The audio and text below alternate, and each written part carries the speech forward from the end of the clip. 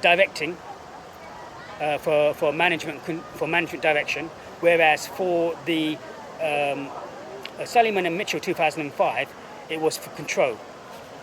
So the planning remained the same, but for Libby and Waterhouse, it was more directing, and for Sullivan and Mitchell, it was more controlling.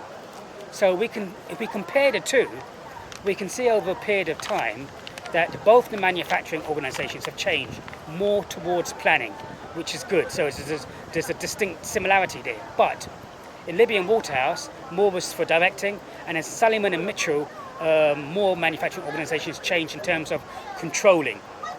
And the reason is why?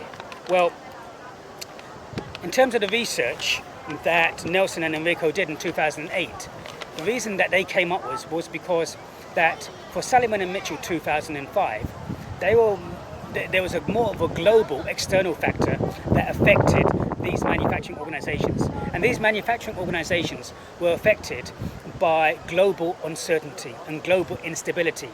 And so because it affected these manufacturing organisations from a global perspective, these companies wanted to change their management accounting system to gain more control.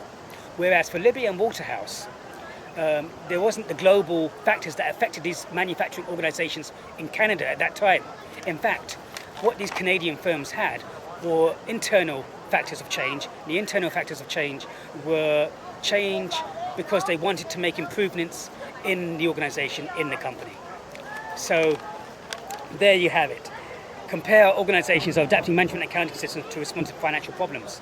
So we've looked at a research paper by Nelson and Enrico, 2008. We've looked at how they broke down management accounting systems into 5 different areas in terms of planning, controlling, costing, directing, and decision making. And we've seen both. They've stated there are internal and external factors which affect change in management accounting systems. And we've looked at Malaysian as opposed to Canadian manufacturing organisations and looked at how their management accounting systems changed over a period of time.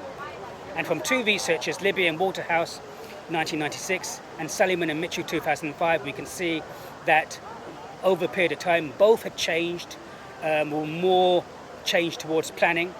But for Libby and Waterhouse, they saw a change in terms of decision making, whereas Sullivan and Mitchell saw more of a change in terms of control, which was an effect of, in the case of Sullivan and Mitchell, external factors in terms of global instability, whereas for Libby and Waterhouse, 1996, the change was to do with internal factors for continuous improvement, for a willingness to learn and to improve the systems and processes and practices. So I hope, class, that I have answered the question for P5 for management accounts, and in this beautiful location in St. Peter's Square. And as we can see around us, we have Cleopatra's needle here. Cleopatra's needle was brought over all the way from Egypt and transported here into this beautiful location. One of Cleopatra's needle was also transported to England.